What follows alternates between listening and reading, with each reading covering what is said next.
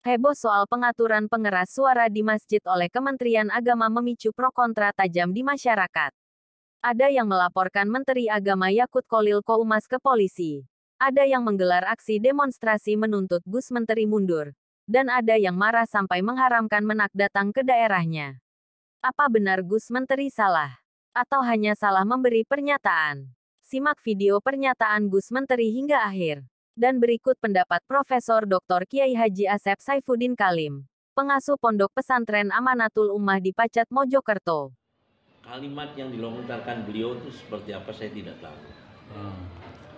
Dia namanya tidak tahu ya nggak bisa berkomentar. Mohon maaf. Iya. Saya tidak tahu. Ada yang mengatakan katanya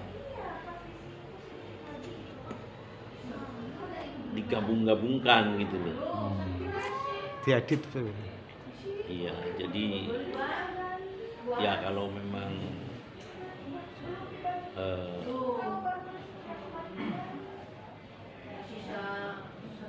benar, ya benar, tapi kalau salah ya salah. Beliau dalam klarifikasinya saya tidak menganalogikan dengan azan dengan suara anjing, enggak.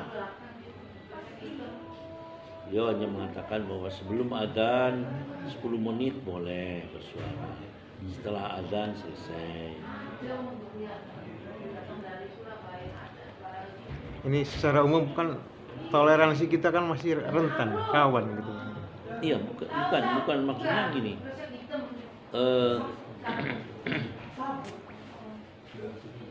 Yang menyamakan azan dengan gonggongan anjing itu tidak jelas apa benar dia begitu. Saya makanya kalimat utuhnya saya tidak tahu, makanya tidak bisa berkomentar kalau mau kalimat utuhnya tidak tahu. Kalau iya misalnya menganalogikan betul ya perlu turun dari Menteri Agama. Jangan jadi Menteri Agama. Menteri Agama udah paham. Iya. Tapi secara umum jadi ini kan konflik ini kan tajam hanya karena hal-hal seperti itu.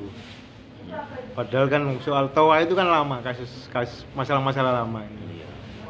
Ini kan menunjukkan bahwa masalah toleransi nggak pernah selesai gitu di Indonesia. Ya, artinya kalau anjuran beliau di daerah yang non muslim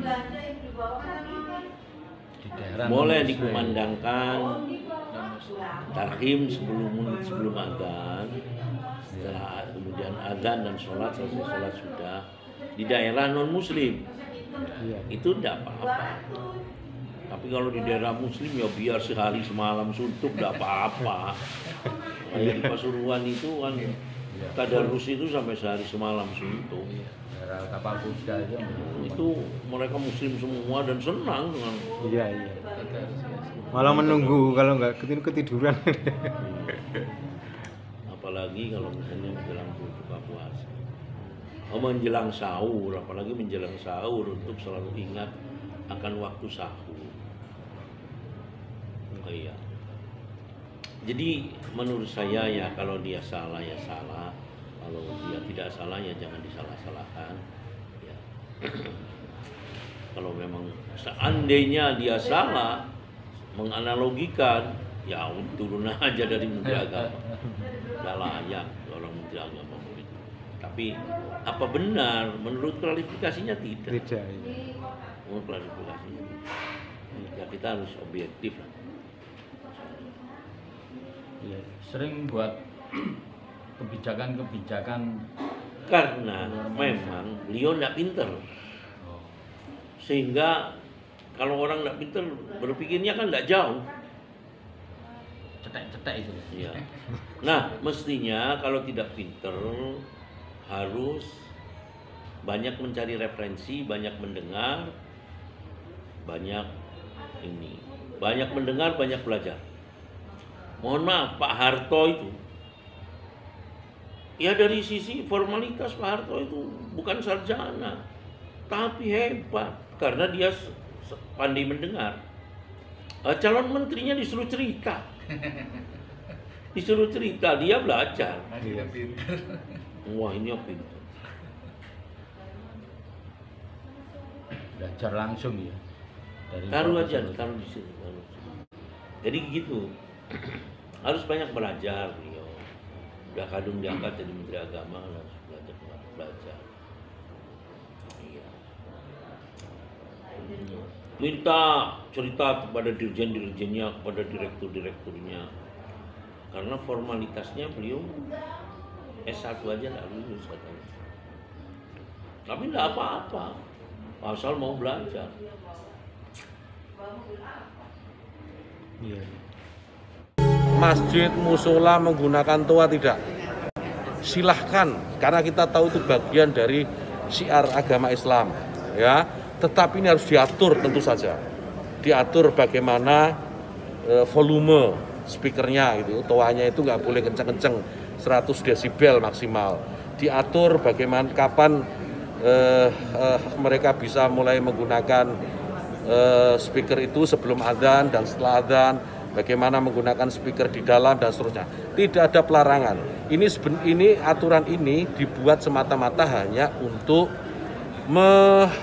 membuat masyarakat kita semakin harmonis, meningkatkan manfaat dan mengurangi mafsadat.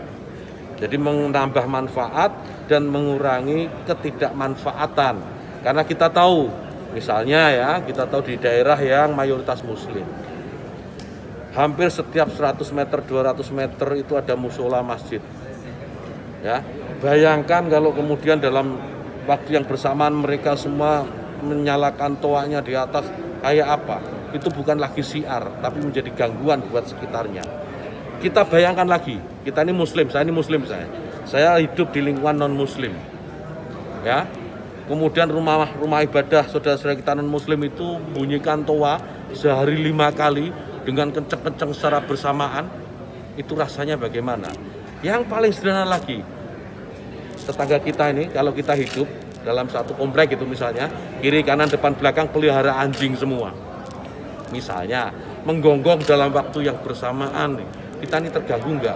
Artinya apa? Bahwa suara-suara ini, apapun suara itu ya, ini harus kita atur supaya tidak menjadi gangguan.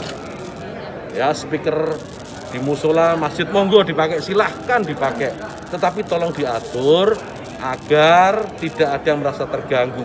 Agar niat menggunakan toa, menggunakan speaker sebagai sarana, sebagai wasilah untuk syiar, melakukan syiar tetap bisa dilaksanakan tanpa harus mengganggu mereka yang mungkin tidak sama dengan keyakinan kita.